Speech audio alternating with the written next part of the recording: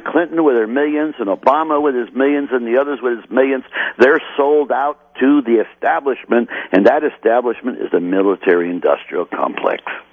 So the only thing that we can do is a grassroots presidency. I mean, That's right. What you're doing right now is helping me get my name out there, helping people focus on the issues, and then say there is an alternative. And that's it. That beats, I'll tell you, that will beat the money they raise, because by the time we're done, we'll take all these millions that they've raised and put it around their neck like a millstone, because it's proof they've sold out. That's the criteria of what people here. That person's got raised 20, 30 million. He's a sellout. Don't vote for him. That's the standard we should begin to raise right across this country, and it will work. The American people are fed up. Well, they are fed up, but they really have no idea how to change things. I mean, on election day, they could go vote. Now, all we got to do is hope that there's a lot of people out there trying to correct the electoral system, which has been fraudulently manipulated for the benefit. George Bush stole the 2000 election and stole the 4000 election, and now we have enough people that are rising up with vigilance and not going to let them do it the next time around, either paper ballots or a paper trail. But you see, it's a citizenship. Now, we won't have, the majority's not going to rise up right now because they've been, truthfully, they've been brainwashed by this White House and the compliant media, which only rests on commercialism. Stop and think. About 5 key individuals in this country control what the American people will acquire in terms of information. Oh, it's my life. I've been doing this for years, and I know exactly what the media landscape is, and I know exactly why you are, greeted with a brick wall, even though you've made them lots of money, even though they like you as a person, even though, you're successful. They say, quite frankly, we have too much business in front of Congress, and the business is worth a lot more than you could ever make. That's right. That's what they tell you, and they're not even shy about it. We have business in front of Congress. We have broadband, we have spectrum, we have more deregulation, and we won't have anything get in the way of our business in front of Congress, because even if you made us $1 billion, it wouldn't be worth what we can make if Congress rules in our favor. And that's, people don't get that. They don't understand that there are 5, I call it get this, Randy. I call it like the heads of the 5 families. People get this. They thirst for empowerment. They don't know the details of it, but they thirst for it.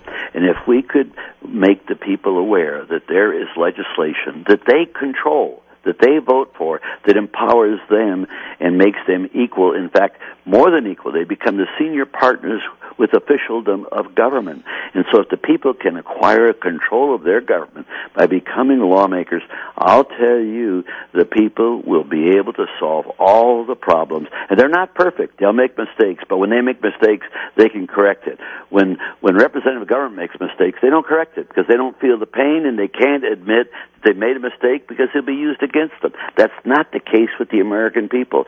We've got to have, there's only 2 venues for change: the government, where the problem lies, and the people. You have no choice but to go to the people and have enough confidence that they can do it if they're given the proper tool. And that's what the National Initiative for Democracy is all about. Yeah, I know, and I believe you're right. I know you're right. I worry about the media, and I know how tightly held it is. I know how stories die every single day. I watch the news be canceled every day. It freaks me out. I do my very best to put, places where people can go and research and articles and whatever. But, if it's not on TV, I'm on radio. And believe me, I'm here to tell you, if it's not on TV, it didn't happen. It just didn't happen. And the TV is the most superficial facet of our information. And it's like there's a hall monitor there that just stands and goes, no, not this story, no, not that story, no, not that story. It's incredible because the corporations vet the stories in their best interest. They say, this story will hurt us with Congressman so-and-so or Senator such-and-such, and we're not airing it because we have business in front of his committee. That's what goes on. They've dumbed down. Can I ask you a purely political in this country, and the worst of it is the Rupert Murdoch of the world. Well, there's more than just him, believe me. There is. No, he's the kingfish of it. He's the one that invented killing. killing news. He actually invented killing news and high graphics and simple stories and sound bites only, and just, if you put the right thing behind a person's head, then people feel patriotic about him. And if everybody on the TV wears a flag pin, then we get more, they still have less viewers than we have listeners. And the same could be said for CNN, and all the cable news channels have less viewers than we have listeners. But you have listeners, Randy. But what I'm saying is, if it's not on the TV, it didn't happen. That's the whole point. That's okay, but you just keep fighting. We cannot develop an attitude that we cannot win. We can win. You win by fighting. If you can stop and think how terrible it was during the Revolutionary War, during the Civil War, we can win. We just have to keep fighting for our rights. And I'll tell you, their power may look overwhelming, but it can be overwhelmed, and we can do it by empowering the American people.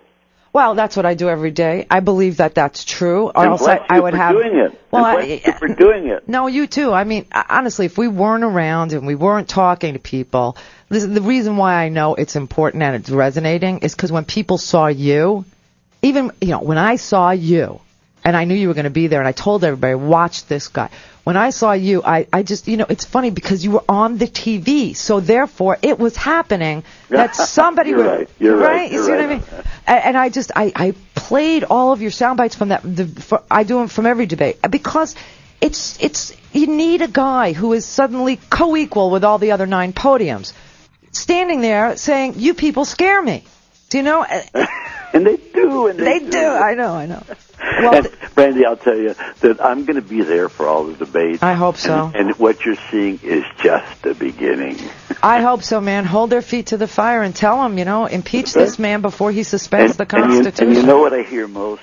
You're a breath of fresh air. Yeah, and you know what I say to that? I go, what were you smelling before?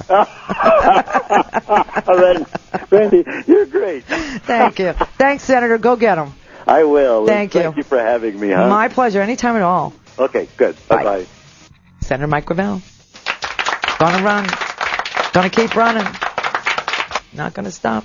I think once you've had a legislative victory like ending the draft, which had been our policy since 1947, when he ended it, by doing a one-man filibuster, once you have stood up to oil companies, once you have taken on those giant oil conglomerates, once you have released the Pentagon Papers, you know not to take no for an answer. 51 after.